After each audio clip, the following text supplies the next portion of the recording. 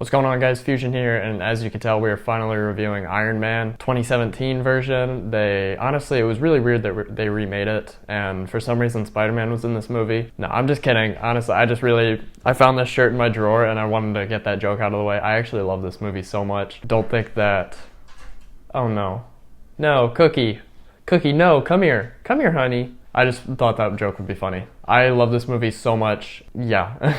I don't agree with what everyone says about this being an Iron Man movie, so I'm kind of losing my voice. I had a sore throat yesterday, so my voice probably sounds really shitty. We can just move past that and ignore it. Let's just get into this movie. So Spider-Man has finally joined the Marvel Cinematic Universe, and it is amazing.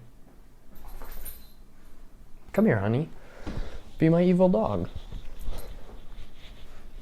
Thank you. Thank you, sweetheart.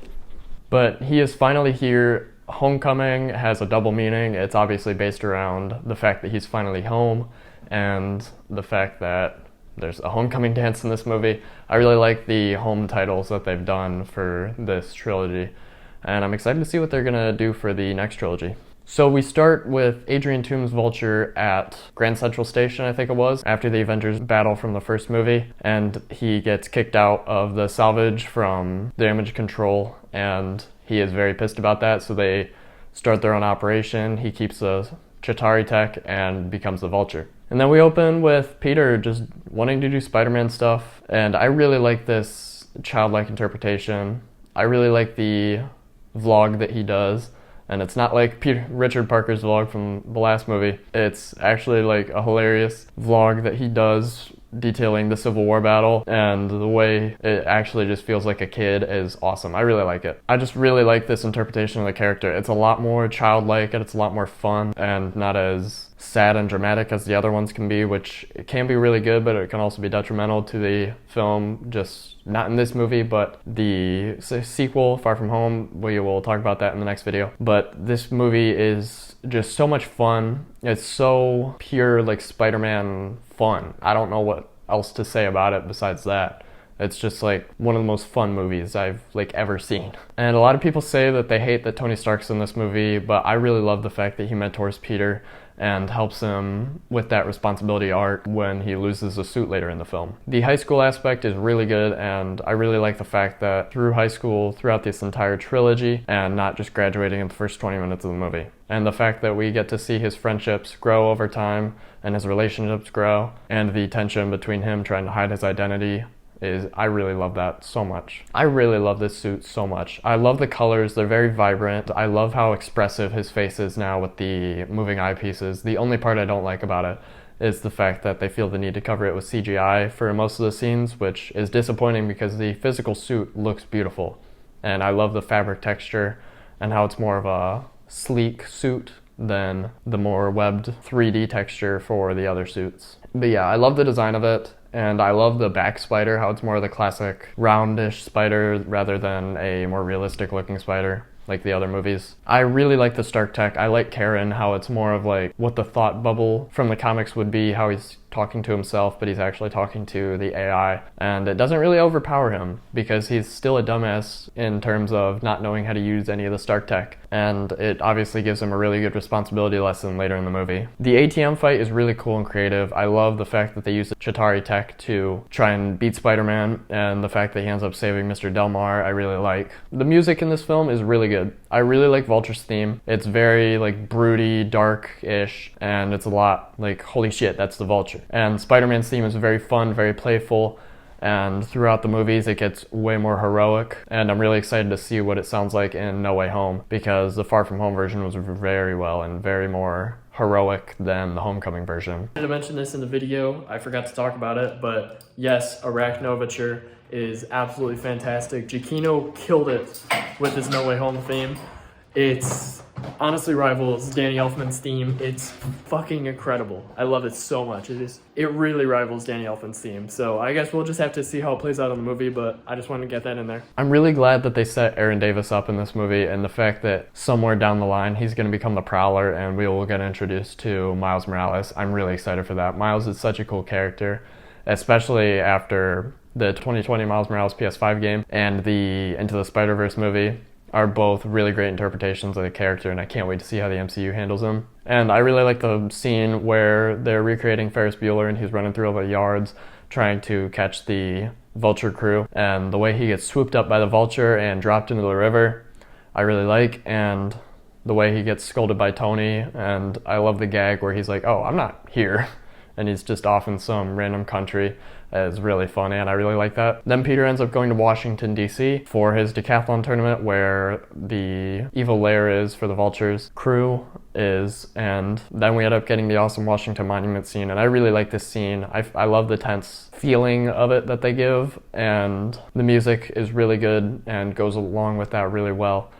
And then I love the gag where Karen says, kiss her, Peter, and then he's about to, but then just ends up falling on his butt. I really like that. But just before the Washington Monument scene, we get this hilarious part where he's trapped in the damage control vault and he's learning everything about his suit, talking to Karen. He's like, what? It's been 30 minutes. I really like that.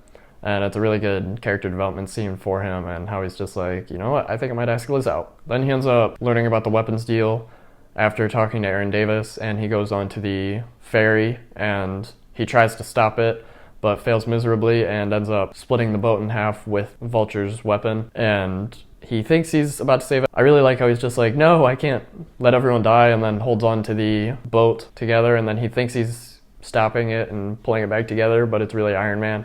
I really like that. And then I love the scene where he takes the suit away.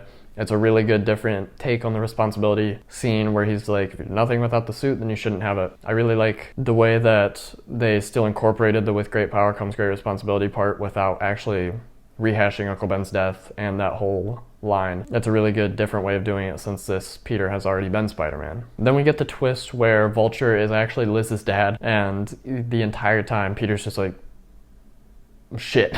And I love how the entire scene he's just like, trying to wrap his head around what just happened and the fact that the villain he's been hunting is actually his girlfriend's dad. It's really funny and such a great twist. And I remember seeing that in theaters. I was just like, holy shit, there's no way that they just did that. And I think the car scene is amazing, and the way he runs in there to just tell Liz that he has to leave is peak Spider-Man. And like I say, there's so much good about this movie. It's genuinely like an amazing Spider-Man film. I love it so much. There's just so much, he can't do this because he has to do this scenes, and they're just so well made. And I really like that he didn't get the Stark suit, and the homemade suit is really good. I think it's a great design, and it's totally what a kid like him would wear. He's a dumpster diver. He's just gonna get a blue and red sweatshirt and then make his crappy web shooters with his crappy eyes. And I really like how he has to wear that suit the entire final battle, and he doesn't have any Stark tech to rely on besides the tech that he created, and which is the web shooters.